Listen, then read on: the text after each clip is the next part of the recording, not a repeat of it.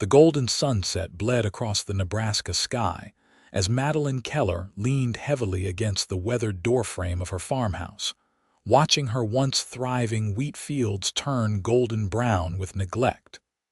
Every breath was a struggle, her body ravaged by the fever that had held her captive for weeks.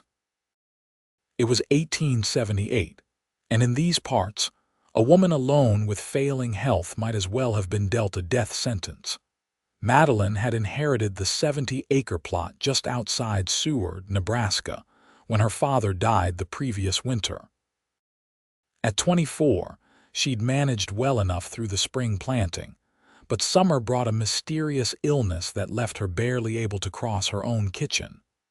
Now, autumn approached, and with it, the crushing realization that she would lose everything her father had built. "Lord, give me strength," she whispered, her voice thin as paper. Sweat beaded on her forehead despite the cool evening air. She didn't hear the approaching hoofbeats until they were nearly upon her property. A tall figure on horseback materialized from the growing darkness, and Madeline straightened as best she could, one hand clutching her father's old shotgun hidden behind the door. The stranger dismounted with the fluid grace of someone who'd spent more time in the saddle than on solid ground. He removed his hat, revealing features carved by sun and wind but not unkind. He couldn't have been much older than 30. "Evening, madam," he called, keeping a respectful distance. "Name's Noah Quinn. Passing through to Wyoming territory. Wondered if I might water my horse at your creek."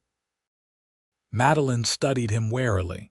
His clothes were trail-worn but clean, his manner direct but not threatening. Still, she'd heard too many stories of women alone being taken advantage of. "Creek's open to all," she replied, her voice catching on a cough she couldn't suppress. The spasm bent her double and she clutched the doorframe to keep from falling. When she looked up again, Noah Quinn had moved closer, concern etched across his features. "You're unwell, madam," he stated simply. "I'm fine," she lied, straightening with effort. "Just a summer cold." Noah's gaze traveled from her flushed face to the overgrown fields beyond. Understanding dawned in his eyes. "That wheat needs harvesting," he observed. "Couple more days and you'll lose it to the birds." Madeline felt heat rise to her cheeks that had nothing to do with her fever. "I'm aware of the situation, Mr. Quinn." He nodded, replacing his hat. "Didn't mean offense. I'll water my horse and be on my way." Madeline watched him lead his mount toward the creek, a strange mixture of relief and disappointment washing over her. When he returned, she expected him to tip his hat and continue his journey. Instead, he paused. "I worked 3 harvests for a wheat farmer in Kansas before heading west," he said. "I could help you bring it in." "I can't pay you," she replied immediately. "Wasn't asking for payment," Noah said. "Just a place to rest my horse for a few days." Madeline's pride warred with desperation. The wheat represented her only chance of surviving the coming winter. "Why would you help a stranger?" she asked, suspicion edging her voice. Noah Quinn's weathered face softened. "My ma raised me to believe the good Lord takes note when we pass by someone in need. I've got strong arms and nothing pressing in Wyoming that can't wait a week." Madeline studied him for a long moment. "The barn has a clean stall for your horse. There's a cot in the tack room." She paused, then added, "I'm Madeline Keller." That night, Madeline's fever spiked again. Through her bedroom window, she caught glimpses of a lantern moving through her fields under the light of the waxing moon. Half convinced she was dreaming, she drifted in and out of consciousness to the rhythmic sound of a scythe cutting through wheat. Morning brought momentary clarity. Madeline forced herself to rise, wrapping a shawl around her nightgown before making her slow way to the kitchen. Through the window, she could see neat rows of harvested wheat where there had been only neglect the day before. She managed to boil water for coffee before her strength gave out. When Noah returned from tending his horse, He found her slumped at the kitchen table. "You should be in bed, Miss Keller," he said, his tone gentle but firm. "Can't," she murmured. "Animals need feeding." "Already done," he replied, pouring a cup of the coffee she'd made and placing it before her. "Chickens fed, cow milked, and I gave your mule some extra oats. He's pulling a plow today." Madeline looked up in surprise. "You did all that?" Noah shrugged. "Farm chores are farm chores, no matter whose land you're standing on." A fit of coughing overtook her, and Noah's expression turned grave. "Have you seen a doctor?" She shook her head. "Seward's doctor left for Omaha months ago. New one's not due till winter." Noah's mouth set in a firm line. "Then we need to get you well the old-fashioned way. My mother swore by willow bark tea and honey for fevers." Madeline tried to protest, but another coughing fit robbed her of words. Noah helped her back to her bedroom, his strong hands surprisingly gentle on her arms. As he settled her onto the bed, she noticed calluses on his palms, honest working hands, not those of a drifter looking for easy prey. "Rest," he instructed. "I'll be in your fields." Through the window, Madeline watched as Noah hitched her mule to the plow and began the methodical work of turning the soil in the section he'd harvested overnight. The sun climbed higher, and still he worked, stopping only to water the mule and himself. By midday, Madeline's fever had eased enough for her to make her way to the kitchen again. She managed to prepare a simple meal of bread and cold ham. When she stepped onto the porch to call Noah in for food, the sight before her stole her breath. Nearly a quarter of her wheat field had been harvested, the cut stalks bundled neatly into shocks. Noah was working shirtless now, his skin bronzed from countless days under open skies. He moved with practiced efficiency, wasting no motion as he scythed through the grain. Madeline called out to him, her voice stronger than it had been in days. He looked up, shading his eyes against the noon sun, then nodded and headed toward the house. "You've done more in one morning than I could have managed in a week when healthy," she said, setting the food on the porch table. Noah wiped his brow with a bandana. "Good land you have here. Soil's rich." "It was my father's pride," she said quietly. "He homesteaded this place when Nebraska was still a territory." Noah pulled his shirt back on before sitting at the table, a gesture of respect that didn't go unnoticed. "What happened to him?" "Pneumonia last winter," Madeline replied, the pain still fresh. "My mother passed years ago." "It's just me now." Noah ate with the appetite of a man who knew the value of a meal after hard labor. "No husband, brothers?" "No one," she answered, watching him closely for any sign that this information might change his demeanor. "It didn't." "That's a heavy burden for one person," he observed. "Even without illness?" Madeline squared her shoulders. "I was managing fine until this fever took hold." Noah nodded, respect evident in his eyes. "I don't doubt it, but everyone needs help sometimes, Miss Keller." After finishing his meal, Noah returned to the fields. Madeline rested on the porch, allowing herself the luxury of watching someone else tend to her land. Despite her suspicions, she found comfort in Noah Quinn's presence, in his quiet competence and respectful manner. As evening approached, Madeline's fever returned with a vengeance. Noah found her on the porch, shivering despite the warm air. "Inside," he said firmly, helping her to her feet. "This won't do." Too weak to protest, she leaned against his solid frame as he guided her back to her bedroom. He helped her sit on the edge of her bed, then stepped back, clearly uncomfortable with the intimacy of the situation. "I'll fetch water and wood for the stove," he said, backing toward the door. "You need warmth and fluids." When he returned, Madeline was beneath her quilts, fully clothed but still shaking with chills. Noah built up the fire in the small stove in the corner of her room, then brought a cup of steaming liquid. "Willow bark tea," he explained. Found some trees down by the creek. Madeline took the cup with trembling hands. Thank you, Mr. Quinn. Noah, he corrected gently. If I'm brewing you medicinal teas, I think we're past formalities.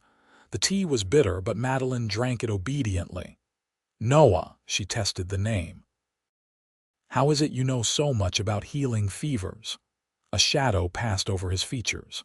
Lost my wife and son to typhoid 3 years back. Learned everything I could about treating illness after that, though it came too late for them. Madeline's heart constricted at the quiet pain in his voice. I'm sorry.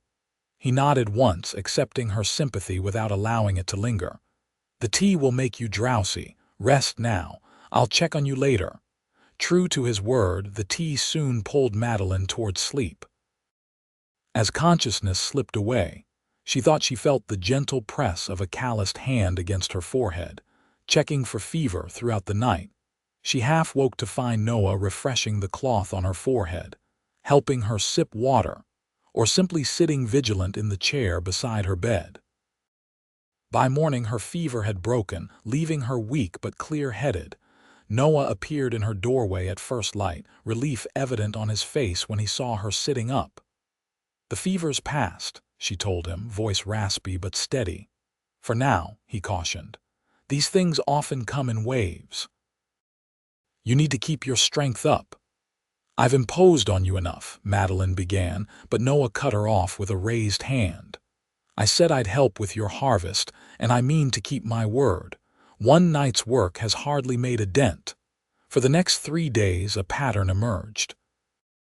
Madeline slowly regained her strength, able to manage small household tasks and prepare meals. Noah worked from dawn until dusk in the fields, then continued by moonlight after a brief rest. He refused to let Madeline help, insisting she focus on recovery. On the 4th morning, Madeline woke before dawn, determined to contribute. She found Noah in the barn preparing to milk her cow. I can do that, she said, startling him. Noah straightened, studying her carefully. You're looking better, but nothing, she interrupted. I can't let you do everything while I sit idle. A smile tugged at the corner of his mouth. Stubborn, aren't you? Determined, she corrected. My father didn't raise me to watch others do my work. Noah handed her the milk pail with a nod. Fair enough. But promise you'll rest if you start feeling poorly again. They fell into an easy rhythm that morning, working side by side to complete the chores. Madeline felt Noah watching her, ready to step in if she faltered, but she was pleased to find her strength returning steadily. Over breakfast, Noah outlined his progress. I've harvested about half your wheat. Another few days should see it done, weather permitting. And then you'll be on your way to Wyoming, Madeline said, surprised by the hollowness the thought created in her chest. Noah nodded, his expression unreadable. That was the plan. What waits for you there? She asked, realizing she knew little about the man who had worked himself to exhaustion for her benefit. Land, he answered simply. Purchased a claim near the Bighorn Mountains, sight unseen. That's a risk, Madeline observed. Noah's eyes met hers. Life's full of them. Sometimes they're worth taking. Something in his gaze made her heartbeat quicken, and she looked away, busying herself with clearing dishes. That afternoon, dark clouds gathered on the horizon. Noah worked faster, racing against the coming storm. Madeline helped as much as her recovering body allowed, binding wheat into shocks and dragging them to shelter. The rain hit just as they finished securing the day's harvest. They ran for the house, arriving breathless and laughing despite being soaked to the skin. Quick thinking with those wagon covers, Noah said, removing his dripping hat. Saved a good portion from ruin. Madeline beamed with pride. Father taught me well. They stood in her kitchen, suddenly aware of their proximity and state of dishevelment. Water dripped from Madeline's hair down her neck, and she shivered involuntarily. You should change, Noah said, his voice deeper than usual. Can't risk the fever returning." Madeline nodded and retreated to her room, her heart hammering in a way that had nothing to do with exertion. The storm intensified, confining them to the house. Noah built up the kitchen fire while Madeline changed into dry clothing. When she returned, she found him attempting to patch a hole in his shirt, his fingers fumbling with the needle. "Here," she said, taking the mending from him. "Allow me." They sat in comfortable silence, the rain drumming on the roof. Noah watched her nimble fingers work the needle through the fabric. "My wife used to mend my clothes," he said suddenly. "Sarah was skilled with a needle, could make something from nothing." Madeline continued her work but glanced up at him. "Tell me about her." Noah's face softened with memory. "She was quiet but strong, never complained even when times were lean. She loved wildflowers, would fill our cabin with them every spring." "And your son?" Madeline asked gently. "James," Noah said, the name emerging like a prayer. "Just turned 2 when the fever took him. He had Sarah's eyes and my restlessness. Never could sit still." Madeline finished the mending and handed the shirt back to Noah. Their fingers brushed, and neither pulled away immediately. "Thank you for sharing them with me," she said softly. "Haven't spoken of them in a long while," Noah admitted. "Feels right somehow telling you." The rain continued through the night and into the next day, keeping them housebound. Noah found ways to make himself useful, repairing loose floorboards, fixing a leaky spot in the roof, splitting extra firewood. Madeline baked bread and prepared heartier meals than she'd managed in weeks, pleased to see Noah eat with appreciation. In the evening, they sat by the fire, talking of their lives. Madeline learned that Noah had been a rancher's son in Texas, had fought briefly for the Confederacy before deserting. "A mistake I've spent years atoning for," he said quietly, and had drifted northward after the war, working where he could until meeting Sarah in Kansas. In turn, she told him of growing up on this Nebraska homestead, of her mother's death during a harsh blizzard when Madeline was 15, and of the subsequent years helping her father build the farm into something prosperous. "He wanted me to marry the banker's son in Seward," she confessed with a small laugh. "Said I needed someone with a head for figures to complement my practical nature." "And you didn't agree?" Noah asked. Madeline shook her head. "Harold Stevens is a fine man, but there was no spark." She blushed at her own candor. "I told father I'd rather work the land alone than marry without love." Noah's gaze held hers across the firelight. "A brave stance, or a foolish one," she countered. "Look where it's left me, nearly losing everything to illness." "Yet here you are," Noah said, "recovering your strength, and your wheat will be harvested." "Because you appeared like some guardian angel," Madeline said with a gentle smile. Noah laughed, the sound warm and rich. "I've been called many things in my time, but never that." The rain stopped overnight, leaving the world washed clean. Noah resumed his work in the fields with renewed vigor. Madeline's strength continued to return, and she insisted on helping more each day. They worked side by side, falling into an easy partnership that felt increasingly natural. Noah showed her more efficient ways to bind the wheat. She taught him her father's method for predicting weather by watching the livestock. One afternoon, as they paused for water under the hot sun, Noah wiped his brow and looked out over the half-harvested field. "You have good land here, Madeline," he said. "Rich soil, good drainage. Your father chose well." Pride swelled in her chest. "It's taken years of work to make it productive." "It shows," Noah replied. "You should be proud." "I am," she said, "though I worry about maintaining it alone." Noah's expression turned thoughtful. "You ever consider hiring help? A farmhand or two?" "Can barely feed myself through winter, let alone pay wages," she admitted. "And most men around here want their own land, not to work someone else's, especially a woman's. Noah nodded in understanding. It's a common problem out here. Too much land, too few hands. They returned to work, but Madeline caught Noah glancing toward the western horizon several times, a crease between his brows. That evening, as they sat on her porch watching fireflies rise from the tall grass, she finally asked the question that had been building. "When do you need to leave for Wyoming?" Noah was quiet for a long moment. "Claim office expects me by the first frost. Still have time." "But you've already stayed longer than you planned," she pointed out. "I have," he agreed, turning to look at her. "Found reason to linger." Madeline's breath caught at the naked honesty in his eyes. "Noah, I don't want to presume," he said quickly. "You've been ill, vulnerable. I wouldn't take advantage." "Is that what you think you'd be doing?" she asked softly. Noah ran a hand through his hair, suddenly looking younger, less certain.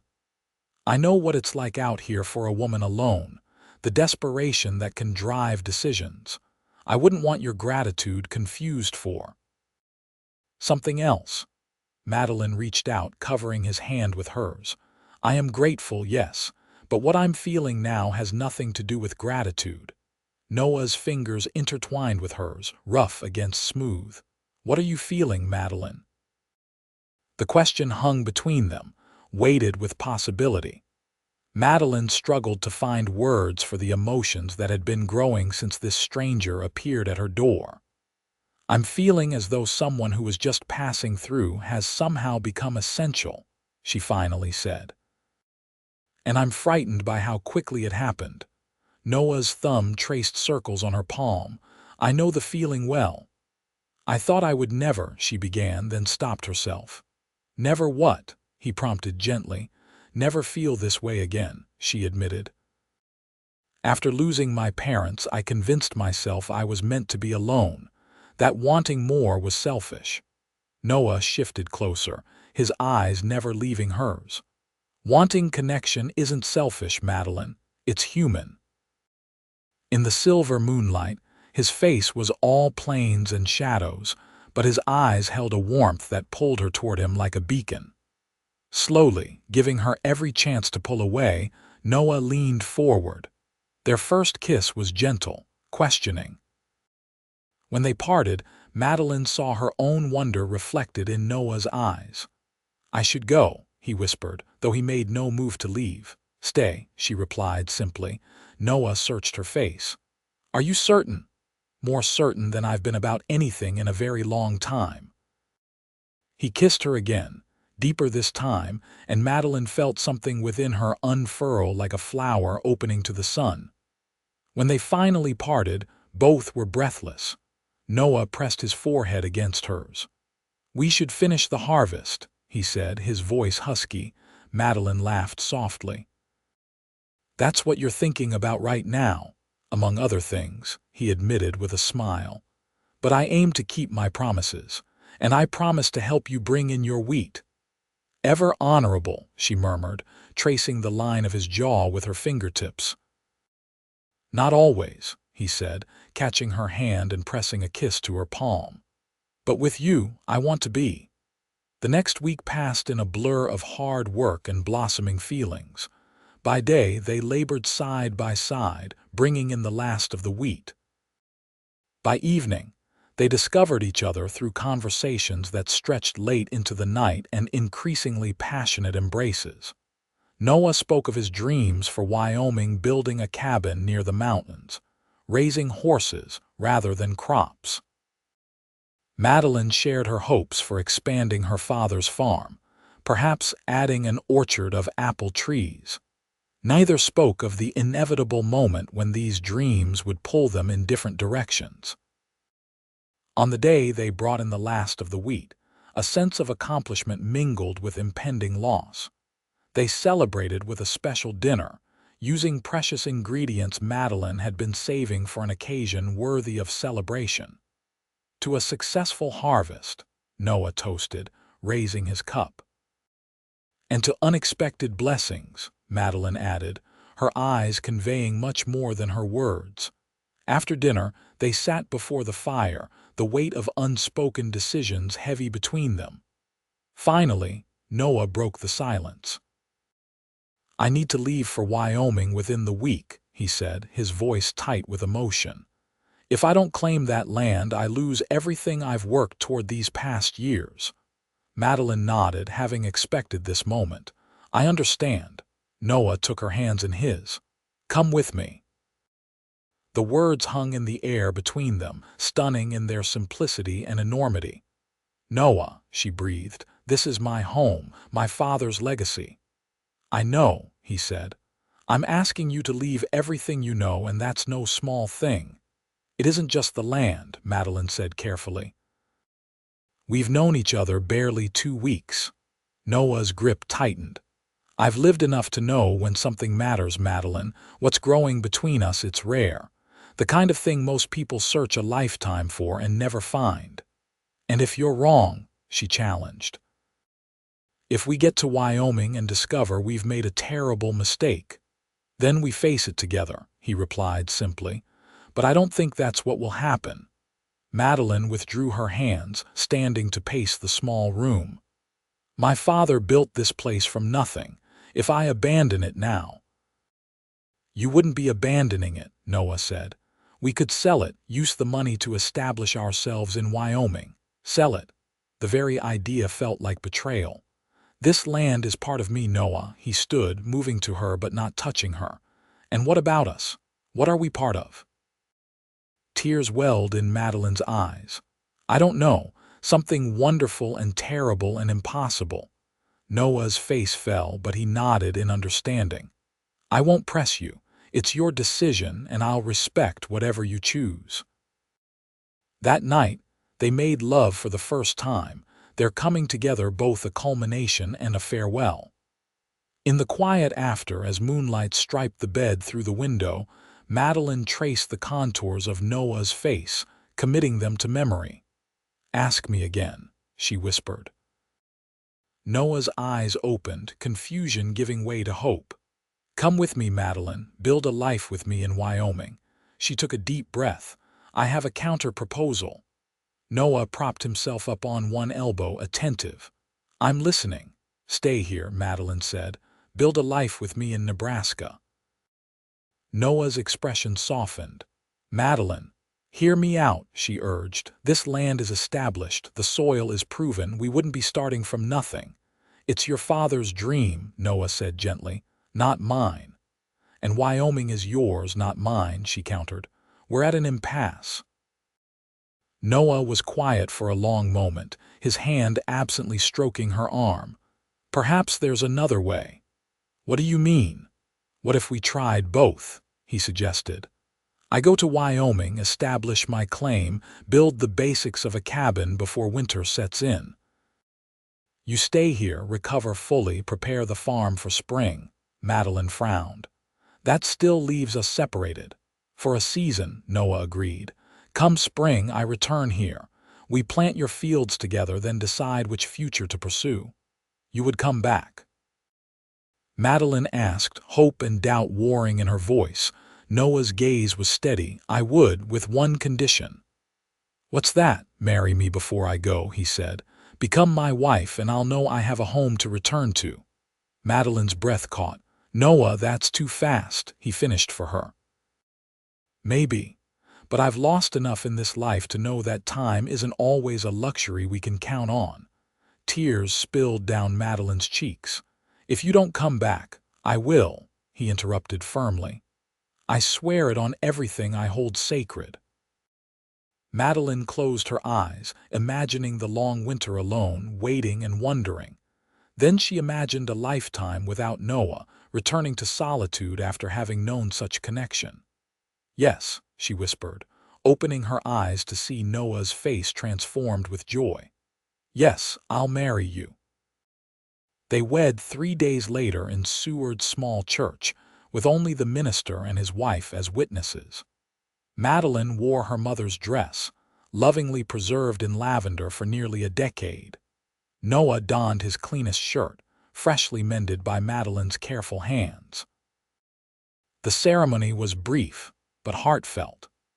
When the minister pronounced them husband and wife, Noah kissed her with a promise that transcended words. They spent a week in newlywed bliss, balancing preparations for their separation with the joy of their union.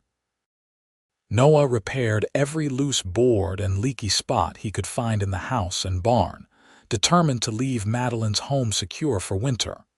Madeline prepared provisions for Noah's journey, packing dried meats and fruits, baking bread that would keep for days. In every stitch and every ingredient, she poured her hopes for his safe passage and faithful return.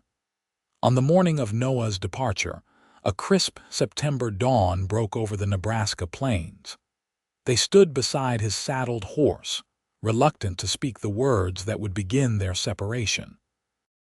"I'll write when I reach the claim office," Noah promised, "and again when I've established the homestead." Madeline nodded, fighting tears. "I'll be here, waiting for your letters and for you." Noah pulled something from his pocket, a simple gold band that had belonged to his mother. "I meant to give you this at the wedding, but wanted to have it properly sized first." He slipped it onto her finger where it fit perfectly. "A reminder that I'm coming back." Madeline clutched his hand. "Be safe, Noah Quinn." "Keep well, Madeline Quinn," he replied, the sound of her new name bringing a smile to both their faces despite the moment's sorrow. Their final kiss held all the words they couldn't speak: love newly discovered, fear of separation, hope for reunion. Then Noah mounted his horse, tipped his hat, and rode toward the western horizon. Madeline watched until he disappeared from sight, then turned back to the farmhouse that suddenly seemed emptier than it ever had before. The weeks following Noah's departure were a study in contradiction for Madeline. She was both stronger and more vulnerable than before, physically recovered but emotionally raw. Each day brought increased strength to her body and a deeper ache to her heart. She threw herself into preparing the farm for winter, harvesting the vegetable garden, preserving food, and chopping enough firewood to last through the coldest months. The work kept her hands busy and her mind from dwelling too deeply on Noah's absence. October brought the first letter, delivered by the circuit-riding mail carrier. Madeline's hands trembled as she broke the seal, hungry for news of her husband. Noah wrote of his journey west, the terrain growing more rugged, the settlements more sparse. He'd reached the Wyoming territory and located the claim office. His land was indeed near the Bighorn Mountains, with a creek running through one corner and enough timber for building. "It's beautiful country," he wrote, "though it would be more beautiful with you beside me." Madeline read the letter until the paper grew soft from handling, then wrote a lengthy reply describing the farm, the weather, and the hollow space in her life that only Noah could fill. She sealed it with a kiss before giving it to the mail carrier when he next passed through. November brought another letter and the first snowfall.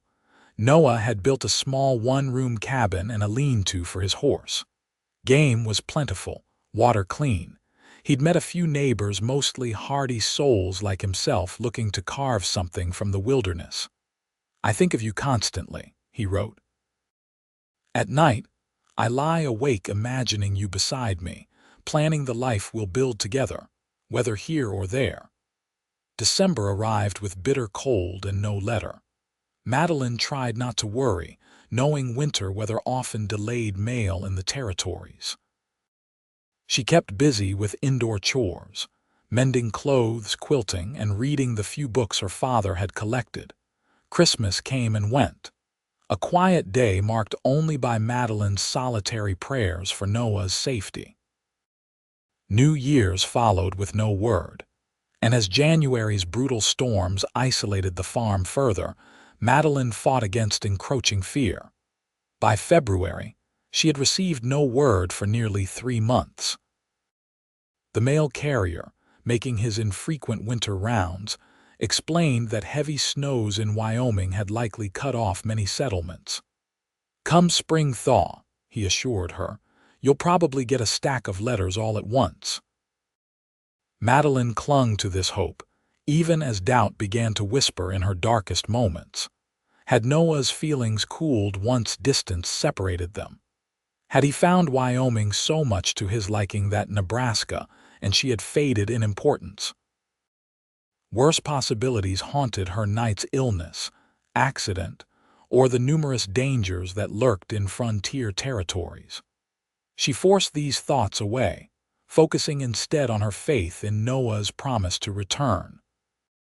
March brought the first hints of spring: longer days, occasional thaws, and the return of birdsong to the plains. Madeline began preparations for planting, uncertain whether she would manage alone or if Noah would arrive in time to help as promised.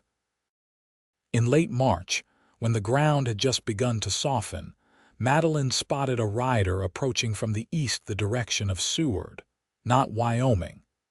Her heart leapt before she recognized the local banker, Harold Stevens, whom she hadn't seen since before her illness the previous summer. "Mrs.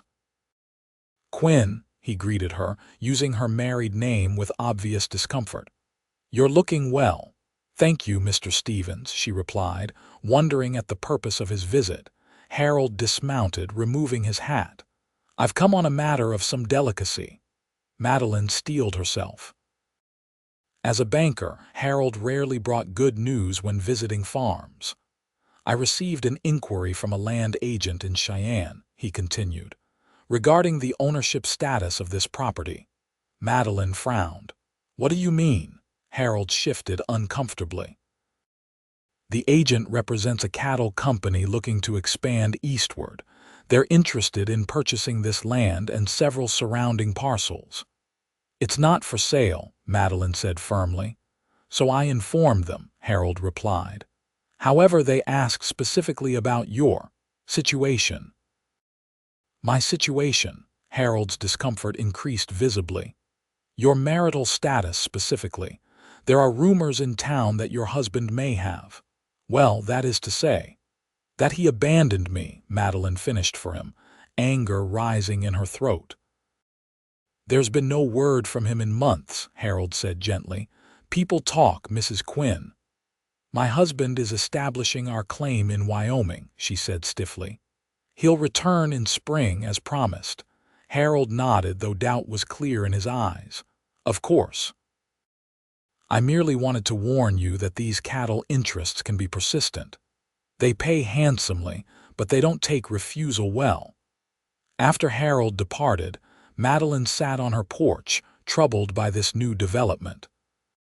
The thought of selling her father's land was painful enough, but the implication that Noah had abandoned her cut deeper still. "He'll return," she whispered to herself. "He promised."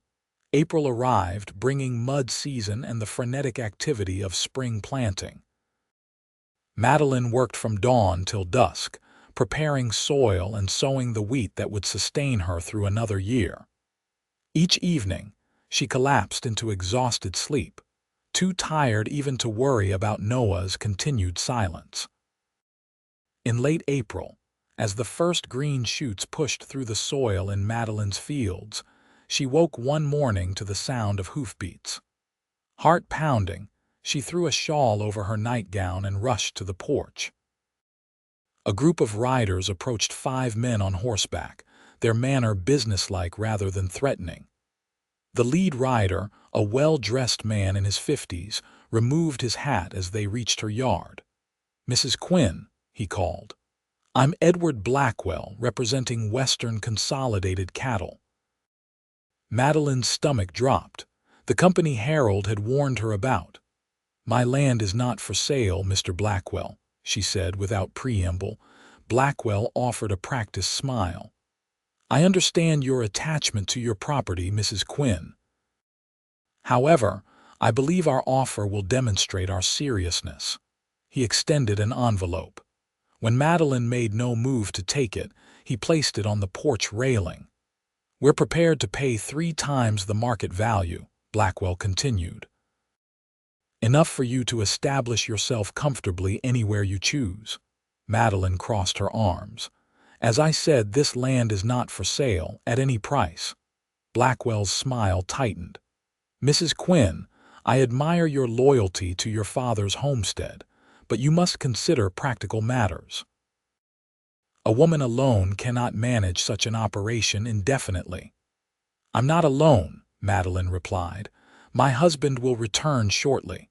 One of Blackwell's men snorted derisively, earning a sharp look from his employer. "Forgive my associate's rudeness," Blackwell said smoothly. "But local sentiment suggests Mr. Quinn may have moved on to other opportunities." Anger flashed through Madeline. "You know nothing about my husband or our arrangements." "Perhaps not," Blackwell conceded, "but I know the hard realities of frontier life. We'll be in Seward for 3 days. Should you reconsider our generous offer?" As they rode away, Madeline fought back tears of frustration. She snatched the envelope from the railing, intending to burn it unopened, but hesitated. Curiosity got the better of her, and she tore it open. The amount written inside momentarily stole her breath. It was indeed a fortune by local standards, enough to start fresh anywhere, to live comfortably for years. For a brief, terrible moment, she allowed herself to consider it, to imagine taking the money and leaving, perhaps heading to Wyoming to find Noah herself. Ashamed of her momentary weakness, Madeline crumpled the paper and threw it into the stove. Her father's land was not for sale, and her faith in Noah would not be broken by whispers or tempting offers. That night, as Madeline prepared for bed, she heard a sound that made her blood run cold, the distinctive crack of a rifle shot, followed by the panicked bellowing of her milk cow. She grabbed her father's shotgun and rushed outside, lantern held high. In the barn, she found chaos. Her cow lay dead, a bullet hole cleanly through its head. The chickens fluttered in panic, and her mule kicked repeatedly at its stall. A piece of paper had been nailed to the barn door. The message was brief: "Reconsider the offer." Shaking with fear and rage, Madeline secured the barn as best she could, then spent a sleepless night with the shotgun across her lap, watching through her window for any sign of intruders. When morning came, she hitched the mule to her wagon and drove to Seward, determination setting her features in hard lines. She went directly to the sheriff's office, recounting the previous day's visit and the night's violence. Sheriff Taylor listened gravely, his weathered face growing darker with each detail. "Cattle companies have been pulling these tactics all across the territories," he said, "but this is the first time they've been so bold in our county." "Will you arrest them?" Madeline demanded. The sheriff sighed. "I'd like nothing better, Mrs. Quinn, but without witnesses connecting them directly to the shooting." "They threatened me, then killed my cow," Madeline said incredulously. "Isn't that enough? For suspicion, yes. For arrest, no," Sheriff Taylor replied. "But I can pay them a visit, make it clear such actions won't be tolerated in Seward County." Madeline left the sheriff's office feeling only marginally reassured. As she prepared to return home, Harold Stevens emerged from the bank, concern evident in his expression. "Mrs. Quinn," he called, hurrying to her wagon. "I heard about your trouble. These cattle interests can be ruthless." "So I've discovered," she replied grimly. Harold hesitated, then said, "I know you're determined to wait for your husband's return, but please consider your safety." "If you were to accept their offer—" "Not you too, Harold," Madeline interrupted. "I'm not selling my land to bullies and thieves." "Then at least consider protection," Harold urged. "I could arrange for someone to stay at your property until this situation resolves." Madeline's pride warred with practicality. She was vulnerable alone, as the previous night had proven all too clearly. "I would be grateful for that," she finally conceded. Harold nodded, relieved. "I'll send young Thomas Miller out this afternoon. He's a steady lad, good with a rifle." Madeline returned home to find her farm undisturbed in her absence. True to Harold's word, Thomas Miller arrived before dusk, a gangly youth of perhaps 19, but with a serious demeanor that belied his age. He set up camp in her barn, refusing her offer of the house's spare room with a blush and stammered assurances that the barn would be more strategic.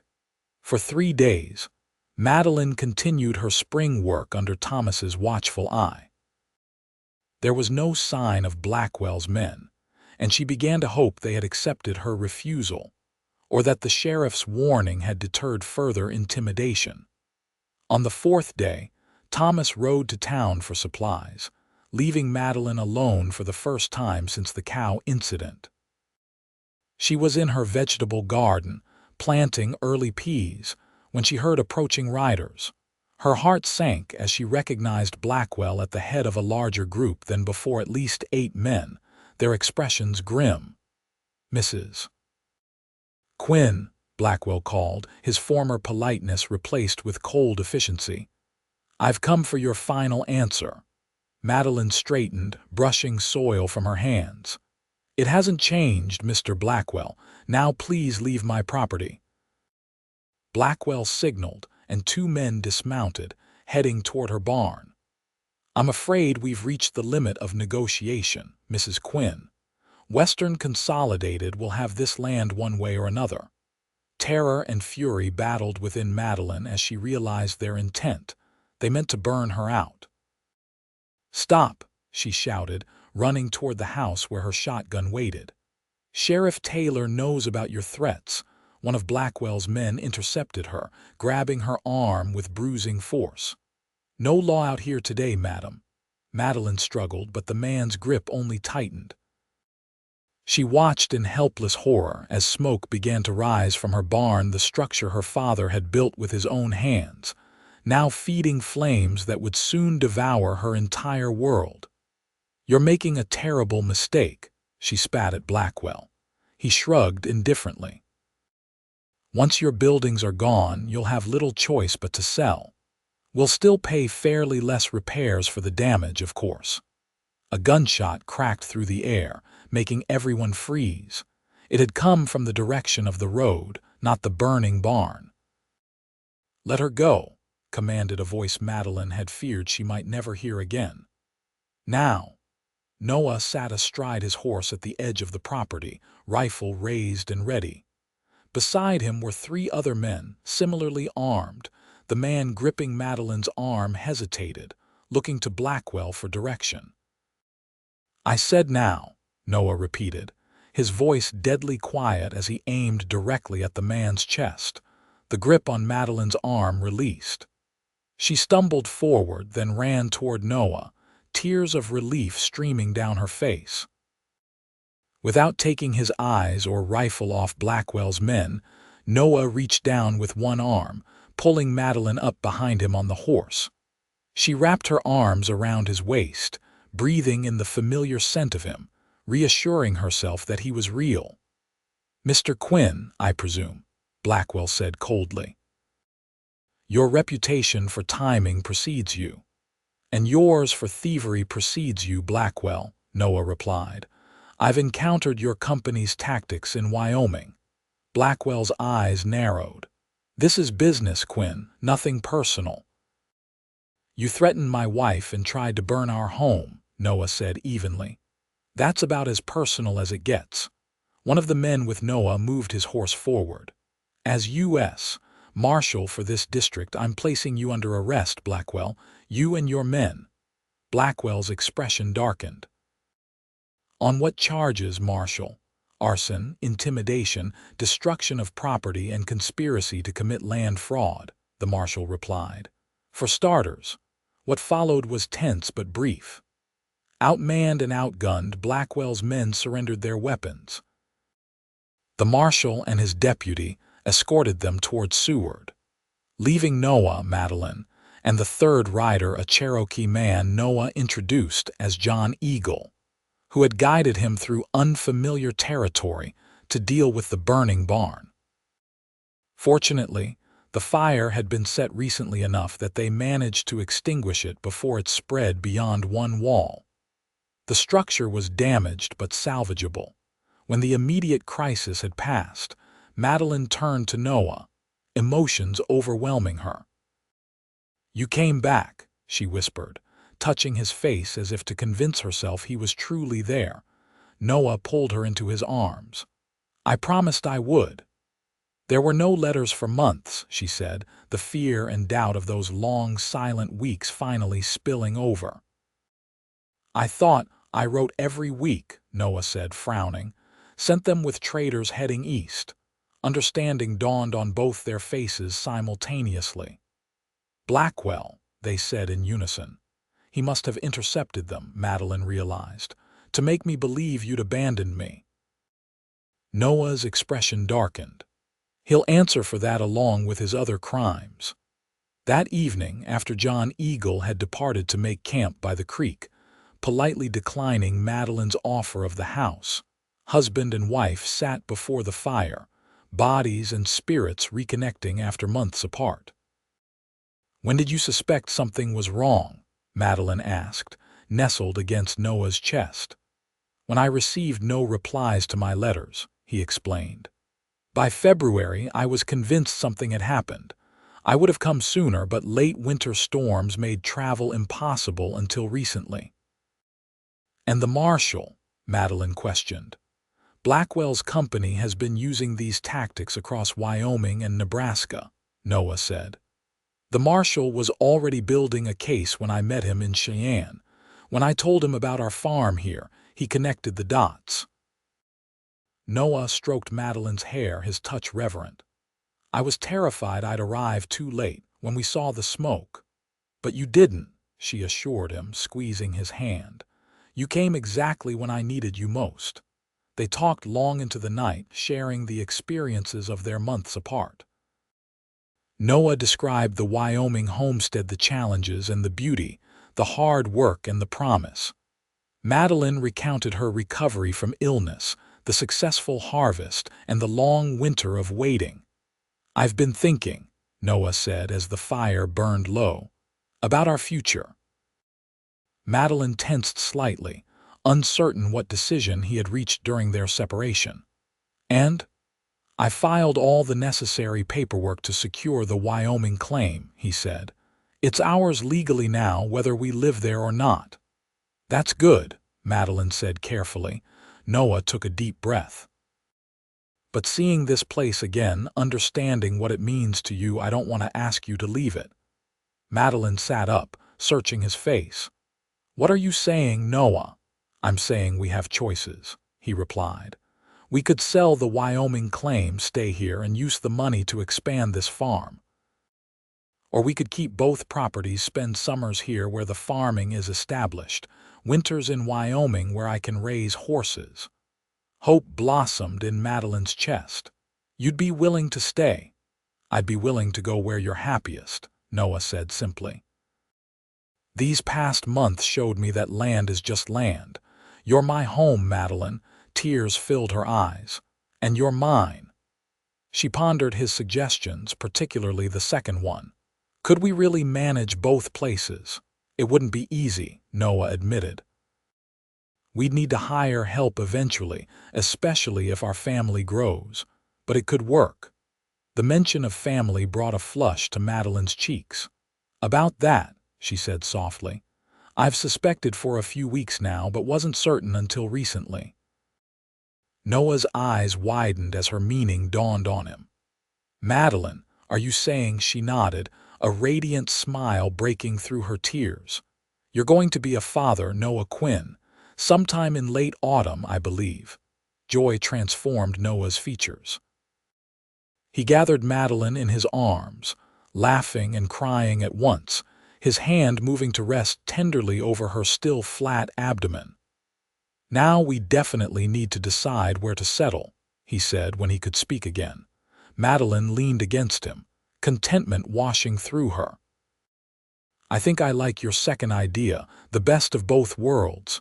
"It won't be easy," he cautioned again. "Traveling with a child." "We'll manage," Madeline said confidently. "This child will have both your strength and mine." As spring bloomed across the Nebraska plains, Noah and Madeline rebuilt what Blackwell's men had damaged and planted crops that would sustain them through another year. Word came from Seward that Blackwell and his associates had been transferred to federal custody, facing charges that would likely keep them imprisoned for years. By summer, Madeline's pregnancy was visible, bringing a new tenderness to Noah's care for her. He insisted on handling the most strenuous farm work, though she remained active in managing their growing operation. With the proceeds from selling half the Wyoming claim to John Eagle, who had decided to settle nearby, they hired 2 reliable farmhands to help with the harvest and remain through winter, ensuring the Nebraska property would be maintained during their absence. In late October, as golden leaves drifted from the cottonwoods along the creek, Madeline gave birth to a healthy son they named James William Quinn James, for Noah's first son, William for Madeline's father. By spring of the following year, they had established a rhythm between their 2 homes, Nebraska in the growing season, where Madeline's knowledge of farming brought increasing prosperity, Wyoming in the winter months, where Noah's dream of raising horses began to take shape. 5 years later, their family had grown to include a daughter, Sarah Elizabeth, and the enterprises on both properties had flourished. The Quinn name became known for quality wheat in Nebraska and fine horses in Wyoming. Their unconventional arrangement raised eyebrows, but also admiration for its success. On the 10th anniversary of Noah's first arrival at Madeline's farm, they sat together on the Nebraska porch, watching their children play in the yard that had once seemed destined for abandonment. "Do you ever regret it?" Noah asked, his hand finding hers as it had countless times over the years.